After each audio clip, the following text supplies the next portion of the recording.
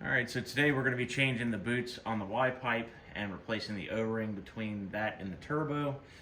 Mostly as a preventative, also because I've had to take all this out and I noticed the actual boots themselves are showing some wear and that O-ring was kind of damaged. So we got these going in by Riff Raff. They're a little expensive for what they are, but pretty much everything on there is expensive. But so I got this, it's going to go on the up and up for the, I don't know what you want to call it, but it's part of the intake for the right here, and it goes through the intake to the filter. I plan on actually removing all this and putting in a colder intake, mostly for aesthetics. I understand everybody likes to call them hot air intakes, and the actual filter housing itself on the original is it's a ram intake. I mean, this part is supposed to go over the battery. I don't like that. I like to be able to get to everything I want to, so I'm just pretty much having fun with this truck. So we're gonna go ahead. I've got my impact wrench out. Where did I put my extension? Where the hell did I put it? Son of a bitch. Oh, here it is. Right there. So we're going to be using a 5/16 to pull off these bands. Got my little Milwaukee Fuel impact driver. These are probably 300 bucks. I got this at the pawn shop for like 50. So we're just going to go ahead and pull this off.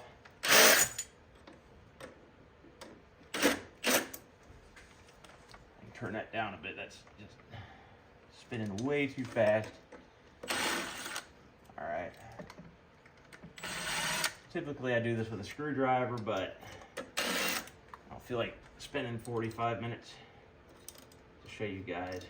So, all right, so there's that. I'm going to be doing the downpipe next because I have a pretty substantial exhaust leak. Where it connects to the turbo, you can actually see all the soot. I'm gonna try to get this damn tripod, but anyways, there's a bunch of soot right there coming up. Every time I start it, it's a big plume of smoke from under the hood. So, and it's not ideal when you're running the heater. So, yeah, I gotta get a better tripod. This one wants to kind of do the wacky waving inflatable arm tube band thing. But anyway, so that's one reason I didn't want to spin them too fast, because I didn't want them falling down in the, oh shit. Okay, well that one hit the floor, thank God. So I had soaked these were nasty, and I didn't feel like spending 40 bucks for new ones. They work just fine. So I soaked them in brake clean and then gave them a bath in WD-40. These are the old boots. They are 30 years old, I'm sure. They've seen better days. There is cracks starting where the hose clamp was. You can see the crack between the A and the M. So it's a good preventative. Just gonna wipe this down. I painted this with the duplicate color, whatever green. I plan on with the colder intake, and the turbo, when I replace that, it's gonna either match in the same color green, or it's going to be something else. I was just experimenting, playing around. So you just slide these boots on like so. Nothing to it. Now I want to make sure I face the Riff Raff in the right direction.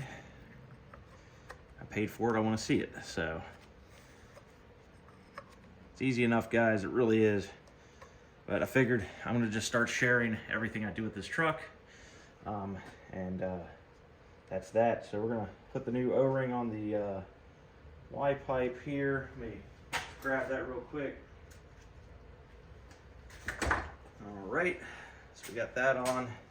I've got to put my hose clamps on. I put a little bead of RTV on it so that it'll stay put. And I want my hose clamps to be facing the same direction on each one. So if you can see like that. I'm going to clean this off when it's all together, but you know, it doesn't have to be clean, but I prefer to as I go, just get this truck as clean as possible. It's a 1996 F-250. Of course, you already know it's the 7.3. When I got this truck, it ran, but it didn't run good, and it leaked a lot of fuel, so I installed the Marty's e-fuel kit, and so far I like it. It was pretty darn simple to put in. This is always the fun part. With the old boots, it's pretty easy, but these new ones are pretty stiff. So I'm gonna just get this where I want it. And I find it easier to put the left one on first to the Y pipe and put the right one on to the plenum. Gives you a little wiggle room. And I don't want to force them, because I know these plenums, I believe these might be made of metal. I've heard some of them are made of plastic and you can crack them. I prefer not to do that. So now we're in, got our O-ring in there, yep.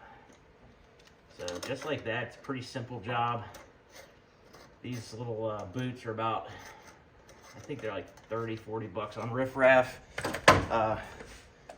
One thing, I like Riff Raff because they have everything I need and it's good quality parts, but shipping's a bit slow this time of year because they're out of Oregon, and I guess the snow and all that really slows them down, and the shipping costs are a little high. I just ordered my downpipe last night, and I think the shipping was like 30 bucks, something like that. And now, I mean, in today's day and age, everything, you know, you got your Amazon Prime, and they don't charge for shipping. And most of the stuff on there is cheaper than if you go to the store, so it's kind of a no-brainer, but I don't want to put Chinese parts on this truck. So I've got to kind of, wow, this is giving me some trouble.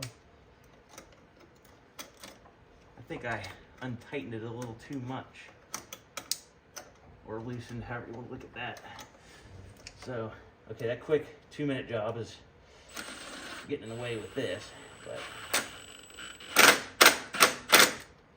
okay, I think we're on. I'll double check everything before I, you know, roll on with it. But, yep, so definitely felt like I had some boost leaks.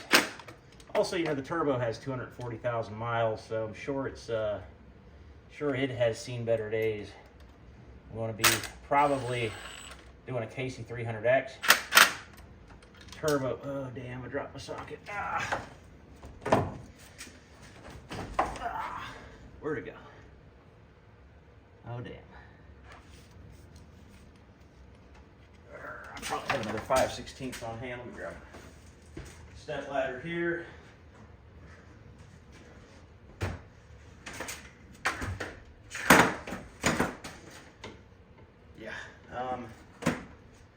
Grab my little magnet finder if I can find it. Anyway, so I'm gonna hop under here and see if I can actually find my socket. At least I've got the fuel bowl. Yeah, there's my sockets under the banjo bolt. At least the fuel bowl is not in here, you know? You do something like that, you're gonna be spending a solid hour fishing it out if you get that lucky. So, get my rocket light back in place. Milwaukee's rocket light, I think it's a little, you know, I'm not a cheap person by any means, but it's a little overpriced. I think it was like 360 bucks, and it's just a tripod with a bright ass LED, but it's not as bright as you'd expect for the price, but it gets the job done. I bought it when I obtained a hoarder's house, and it didn't have power, and I didn't want to turn the power on in fear that the rats had compromised the electrical in the house. But there you go. I mean, that's it. I want to make sure everything's the way it needs to be, but that's a simple little thing. Almost everything on this truck you can do yourself. You don't need a mechanic, and most of these mechanic shops, at least in my area, are intimidated by the idea that it's a diesel. So even something as simple as I was trying to get my U-joints done on my E350 van, and they're like, oh no, it's a diesel, we don't know how to do that. What? Anyways, guys, thanks for watching. The next thing I'm gonna be doing is changing the ICP sensor. And after that, we're going to be doing the downpipe and then the intake. I plan on just replacing some random hoses and rewrapping the wires in fresh wire loom. I'm just trying to get this thing like new under the hood. So far it's going well. The truck doesn't have any rust on it except for a little bit on the tailgate. All the paint's pretty solid. So I'm just going to try to make this my daily, and I'm going to make it as reliable as possible. Thanks for watching, guys.